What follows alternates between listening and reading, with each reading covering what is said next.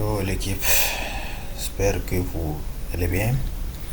Dans cette vidéo, on va décortiquer quelque chose de très important.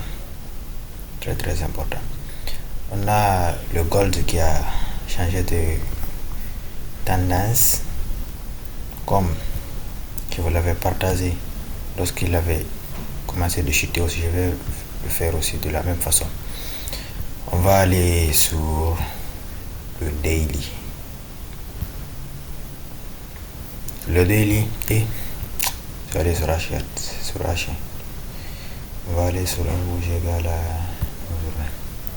ok. Vous avez vu, lorsque le gold avait cassé ici, si vous vous rappelez bien, ceux qui n'ont pas vu cette vidéo, vous pouvez checker dans les vidéos de ma chaîne, vous allez les trouver là-bas, la vidéo. Vous voyez ici, c'était ici même, j'avais dit que le gold a bloqué, si on va avoir une baisse.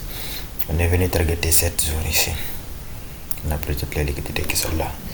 Donc ici encore maintenant, la tendance pour moi c'est acheter pour les semaines à venir, pour les mois à venir sur le gold. Si on observe très bien aussi, on a quelque chose du genre comme ça. Vous voyez, notre triangle. Voilà ça. Cette de zone. Et il est venu réagir sur cette zone qui a fait réagir le prix. Si on part sur H4 aussi, on peut voir quoi. Sur H4, nous sommes aussi. Maintenant aussi, on est quitté dans cette accumulation de le prix qui a fait durant quelques jours. Qu'est-ce qui s'est passé ici d'abord? Voilà ici. Il a bloqué ça. Il a manqué un peu le retest. Mais voilà, maintenant il veut continuer. Du coup, les prochaines TP, je les positionne en fonction du H4. Vous le savez. On a un objectif de take profit ici. On aura un autre ici. Un autre ici. Jusqu'ici pour l'instant. Parce que s'il y a une autre grosse jaune, il y a une, ça c'est un order flow qui est là, ça pourrait faire réagir le prix. Après on va voir encore si le prix arrive à breaker ici. Après on va décider autrement. Pour l'instant c'est ça. Maintenant on va aller sur M15, sur les petites unités de temps. Nous travaillons sur M5 ou M5, M15 ou M5 du moins. On va faire quelques souches. On va analyser, voir. Attends, je vais agrandir ça très bien. Voilà, nous on est là.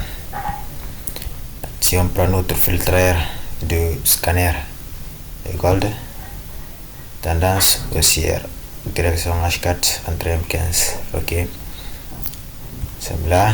Maintenant on va mettre notre scanner sur le checklist pour voir si toutes les opportunités qui sont là respectent bien la stratégie, notre stratégie de base, supply and demand, accompagné des cycles de liquidité. On a quoi ici? Cassure de la structure. Cette cassure de la structure est due à cette prise de liquidité ici. J'avais stoppé ce trade vendredi et je suis sorti ici. J'étais entré ici après la clôture de la bougie. Ici, pousse longue après la clôture de la bougie. Je suis entré ici, j'ai visé quelque chose de 9R, moins comme ça.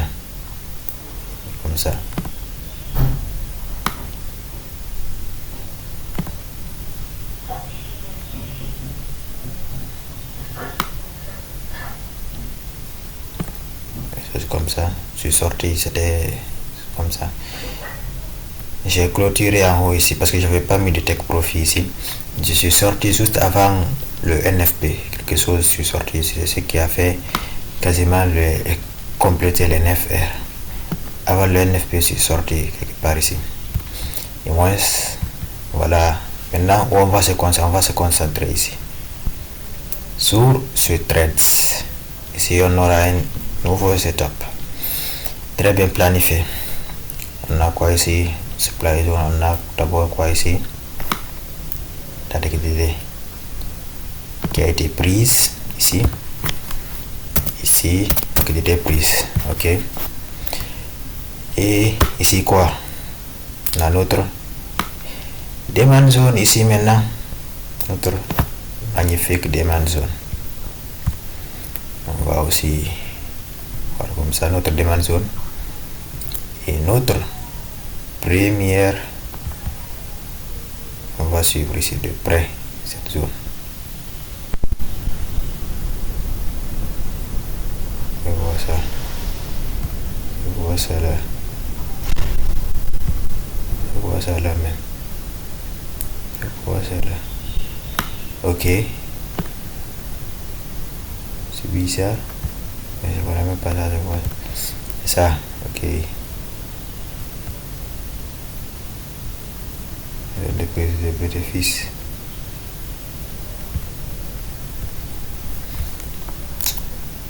Ça c'était notre sauvegarde. Je vais enlever ça. Je ne savais même pas que c'était sauvegardé là-bas. Voilà la zone qui nous intéresse. On veut ça en mode noir. Voilà. Ça. On va maintenant voir on a quoi pour l'instant ici. Tendance M15 haussière, ok. On a MSS, oui ici. On a notre MSS au boss là. Market structure shift ici, qui a été très bien respecté ici. Ici. Pas de, je trouve. Pas de néo, pas de news. On peut pas cocher ça pour l'instant parce que c'est pas pour l'instant qu'on va prendre le trade. C'est dimanche. Comme ça, dimanche à 9h du matin. Du coup, le soir, avant l'ouverture des marchés, je vais publier cette vidéo. Si vous tombez sur le 9 août, je pense, c'est le 9 août 2026. Si vous tombez sur cette vidéo, vous pouvez vous aussi profiter. Je repose sur garde. Minimum 4 heures, on ne sait pas d'abord si ça respecte 0,5, on ne peut pas aussi cocher ça. Pour l'instant, c'est notre. On va voir maintenant. On va mettre celui-ci ici. Par contre, ici, on a la suite de liquidité. On peut cocher ça. Et on va attendre que le prix revienne sur la demand zone. Après, on va voir s'il n'y a pas d'annonce économique ici, drapeau, quelque chose comme ça. Après, on pourra cocher ça. On ne sait pas si ça respecte d'abord 4 heures. On va voir ça.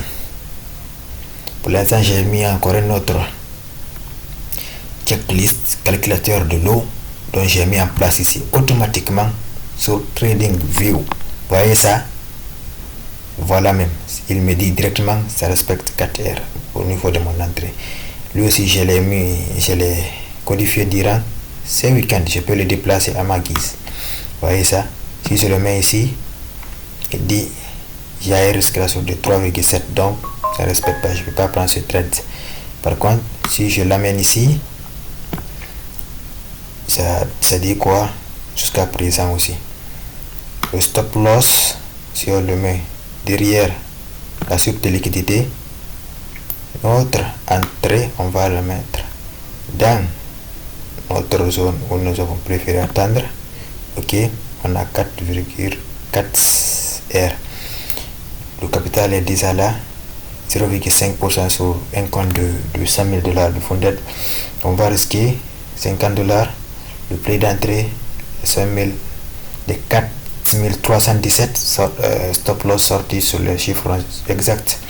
La distance, on a 16 pips. Le lot qui est recommandé sur 0,5% sur mon capital de 100K funded et le 30 lots sur le gold. Donc ça respecte. Et le take profit, si je le mettais ici, vous voyez, c'est 3,38, ça ne respecte pas. Il faut viser la procédure liquidité qui est en haut. Tout donne notre take profit de H4. Voilà, ici on a une erreur de 4. Du moins, moi j'aime souvent les entrées raffinées. Mon entrée, je ne vais pas placer notre limite directement sur cette zone. Je vais placer au milieu ici. Voilà. Au milieu. Là, j'aurai 7 R. 7 R. Tout ce que j'ai à faire, c'est d'attendre dans la position. Je prends ça. c'est d'attendre que le marché ouvre.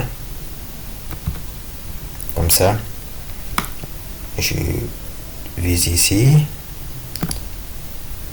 Comme ça, j'aime les gros R. J'aime les gros R. Voilà ça, stop loss.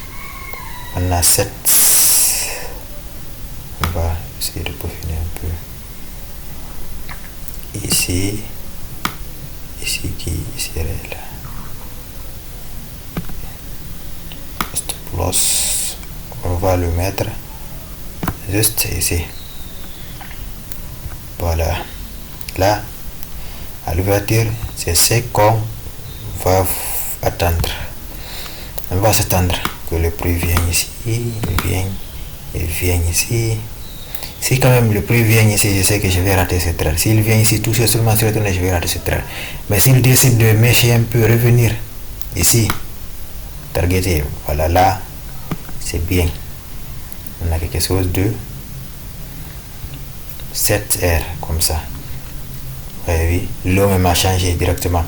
Maintenant, j'ai l'eau de 48 ici, parce que j'ai raffiné l'entrée. Si, par exemple, j'étais sur une autre aussi, capital qui n'est pas trop conséquent, si c'est un 10K, ou changer, je vais risquer 1%. Tout ce que j'ai à faire, c'est ici. Tout se change ici. Si, par exemple, on va essayer un compte de 10K, je vais risquer 1%. Ok. Voilà les mêmes entrées, ça me donnerait combien? L'eau de combien? Ok. J'aurai jusqu'à 1% qui est $100 de 10K. Ici, j'aurai l'eau de 0,09. Vous voyez? Là, ça va m'aider directement au lieu d'aller sur l'autre. Ici, avant même que l'opportunité se présente, je sais déjà combien je vais risquer et comment est-ce que je vais rentrer. On va placer une alerte ici. Alerte à ce niveau. Ok, l'alerte c'est bien placé ici. Dès que l'ouverture du marché, le marché vient ici, bon, on va targeter ici. Voilà. Maintenant on peut cocher maintenant cette partie parce que le risque reward est respecté sur le checklist. Ce que nous avons à faire, c'est respecter quelque chose de 0,5 aussi. On va revenir sur notre capital de départ qui est de 5. Si par exemple je fais ici 0,5, je vais risquer. Voyez ça, je mets d'accord. Et ça n'a pas changé d'abord.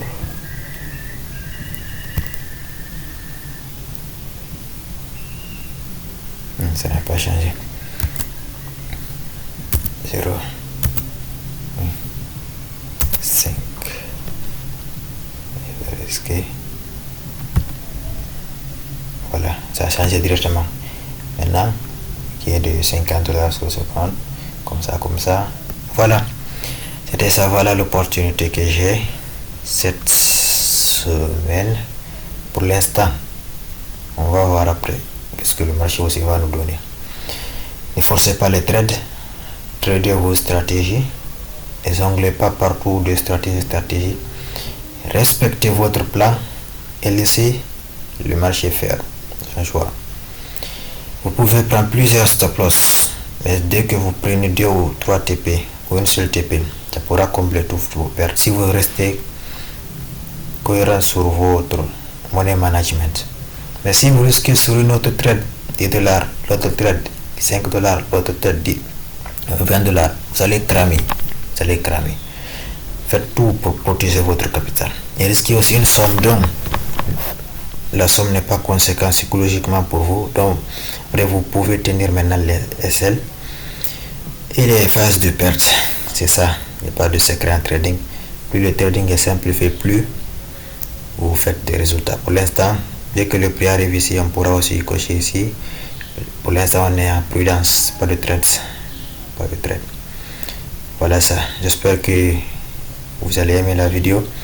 N'oubliez pas aussi de vous abonner, de liker, de commenter. Et aussi, je mettrai le lien de mon canal Telegram où je partage mes setups gratuitement. Mes analyses, les mises à jour, tout. là-bas gratuitement. N'oubliez pas de vous abonner aussi, de liker la vidéo et de partager aussi avec vos proches qui aiment le trading. Non? Ok, je vous dis à la prochaine. Merci, prenez soin de vous.